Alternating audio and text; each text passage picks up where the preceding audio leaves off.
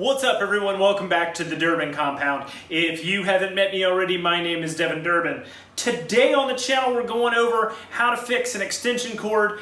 We've all done it. Maybe you cut it with a circular saw, it fell in front of the kerosene heater. Who knows? For whatever reason, you wore out the end of your extension cord or you cut it and you need to repair it. Today, I'm going to teach you how. Stay tuned.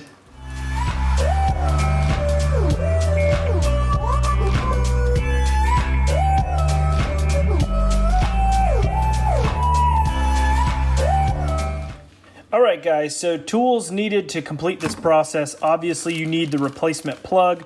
I'm not a big fan of some brands, but whatever.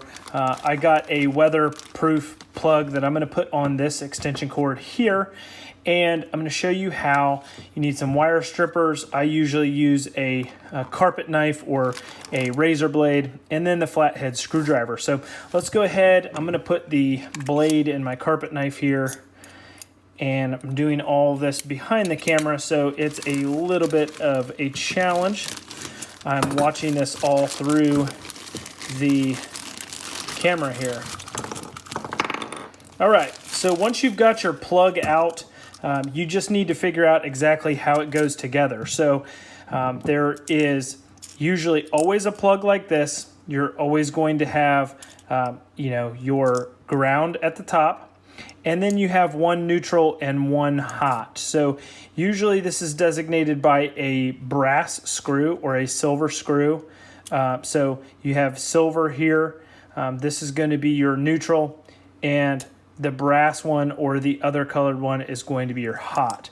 So if you have a plug that has a wider blade, the wider blade is always your neutral, or we call it the noodle. So it's got a wider blade on the neutral side, but you can also tell by the screws. So screw that is different color, or usually a brass looking screw, it is your hot. So, and then green is your ground. So basically all that happens here is you need to put your cord together. Now I've done these before, so I'm going to go ahead and put this one together. So you put your cord through here, and then you have your grommet here for this this weatherproof cord here, and then you have different pieces that will go in different sides of the cord. So I'm going to go ahead and put this on. Of course, I'm going to put this the right way.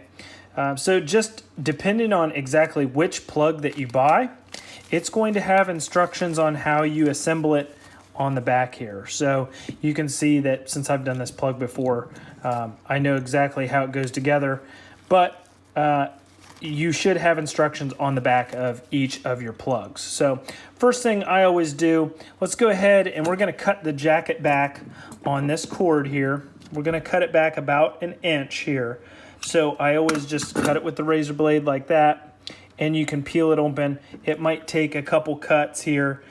Just be careful not to cut into the other conductors here in your cord. So cut shallow, and then once you have it, stripped back, you can take the knife like this and cut across here. And just cut your 1 inch off. So one thing I will warn you is, I always just cut shallower than I need to. So I cut it, and then I try to rip it, and if it doesn't rip, then I do it again, but it pretty much just rip apart here after a certain point. So you can get rid of all of these, this insulation jacket here. This is a SOOW cord, so this has this oil resistant insulation, stuff like that. So I'm not really worried about the insulation, I'm just worried about my 3 wires. So you can go ahead and trim all this out if you'd like. You don't have to, but you can just trim it all back. This is going to be some tough stuff to even cut away, and maybe we'll take some, right, just take it here in my hand. Okay, so now we've separated our 3 conductors here. The mistake that everybody makes is they make these conductors so long And then once you put it in the body of this, your wires stick out the back like so. And that's because you stripped the wire too far. So that's why I keep it at about 1 inch. And then about 1/4 of an inch, we're going to strip back on these conductors. So this is where your wire strippers come in. If you're messing with stranded wire here, this is a 10 gauge stranded wire. So we're going to take on our 10 gauge stranded wire, or sorry, it's a 12 gauge stranded wire. So we're going to take about 1/4 of an inch out here, strip our wire back on all 3 of these.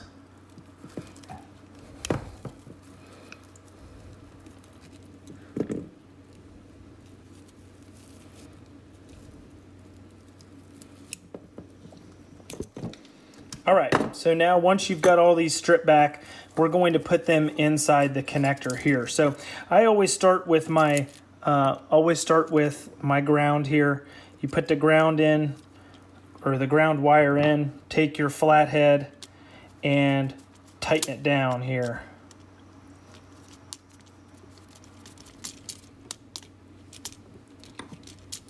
So once you have it in here, I always give it the pull test. Make sure it's really in there, okay? Now we go ahead and take our hot over here. Make sure that our conductor is flattened out here. I'm gonna go ahead and put it in the hole for the hot. All right, I push it in.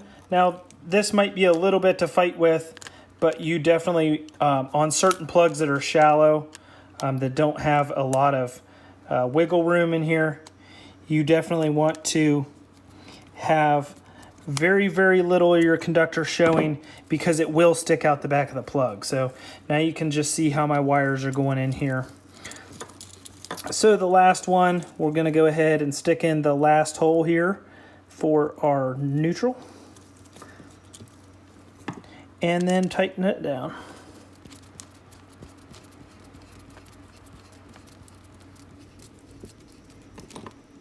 Boom. Okay, so we're tightened down. We got all that going.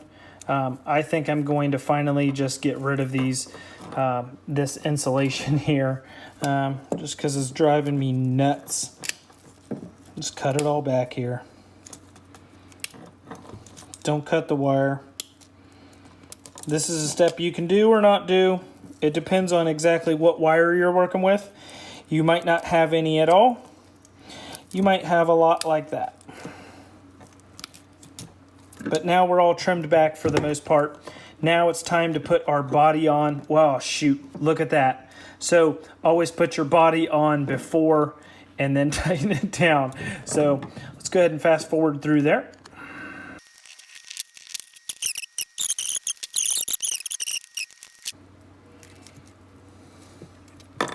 Boom. All right. Now there's always an indexing part of the connector here. You see it has just a rib on one side. So you go ahead and slip your connector down in here, and then you have your little screws on top that you tighten in.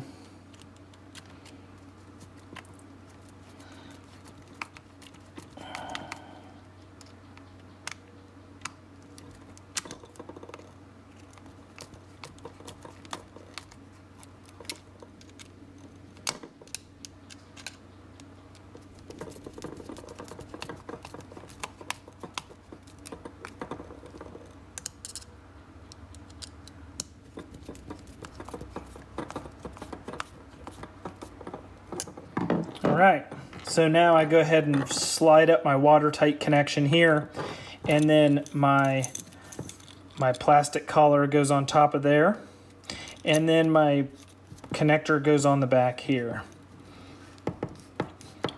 All right, so I tighten that up, and I have now just put a new end on my cord. So I hope you guys enjoyed the video. Give me a thumbs up or a thumbs down, whatever you're into, and we'll see you guys in the next video.